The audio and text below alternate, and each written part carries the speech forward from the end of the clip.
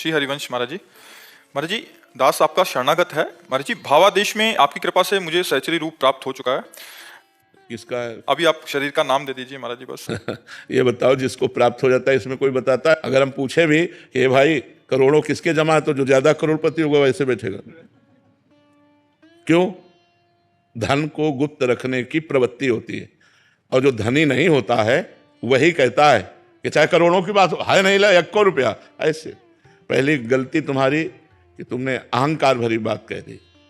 वो है नहीं, वो है नहीं। क्योंकि देखो, पता चलता है, जैसे डॉक्टर है ना, तो पीलिया है कि नहीं है आंखों से ही पता चल जाता है कि नहीं चल जाता है। ऐसे अपने लोगों को पता चल जाता है। गलत बात, पहले खूब नाम जप करो, वाणी जी का पाठ करो, और जो कुछ कहीं चित्रानुभूति हो, भगवदानुभूति नहीं करे, लीला में प्रवेश नहीं करे, चित्रानुभूति हो, उसे गुप्त रखो, आगे बढ़ो, धीरे धीरे बढ़ोगे।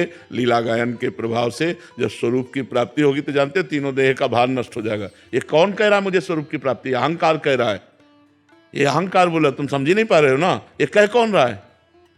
किससे कह रहे हो? प्राप्ति नहीं हुई है। अच्छा, ये भाव ऐसा आता है कि तो ये भाव आने से क्या होता है? बिल्कुल ठीक से चलो तो सही मार्ग में चल जाओगे, और अगर ठीक से नहीं चलोगे तो भटकते रहोगे।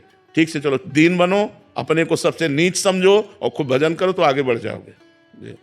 अगर हम सबको बताते फिरेंगे तो क्या होगा महाराज जी? अरबपति हूँ तो क्या होगा? चोर आ जाएंगे महाराज जी। कह के देखो, कह के देखो जो पेट में 10-20 रुपया डाले वो भी निकाल लिए जाएंगे। ऐसे थोड़ी माया बख्श देती। काम क्रोध लोभ पर विजय प्राप्त करना तुमने खिलवाड़ समझ लिया। पूरा जीवन हो गया फिर भी भजन की भूख है, और भगवान से प्रार्थना करता हूं कि हम पर कृपा करो जिससे हमारा भजन बन जाए। मैं रात दिन आपके भजन में डूबूं। आज तक कभी ऐसा नहीं हुआ कि मैं छक गया भजन में। भजन रोज ऐसा लगता है और बढ़ाओ और बढ़ाओ, कैसे क्या करूं जिससे मेरा एक एक सेकंड प्रभु में जाए, और फिर भी ऐसा लगता है कि प्रेम है ही नहीं। महाराज जी, पर हम तो पूरा दिन देखते हैं, आप एक भी क्षण खाली नहीं छोड़ते। फिर भी हमें लगता है हमसे वो भजन नहीं होता। फिर भी हमें अनुभव होता है कि हमें प्रेम नहीं है। फिर भी अनुभव होता है कि हम श्री जी को उतना प्यार नहीं कर पाते जो हमें करना चाहिए। ये सब कमियां ही कमियां हमारे अंदर हैं। अभी कुछ अभी सही मार्ग पे चलोगे, सही रूट पे चलोगे तो सही बात समझ में आ जाएगी, नहीं तो फिर नहीं समझ में आएगी।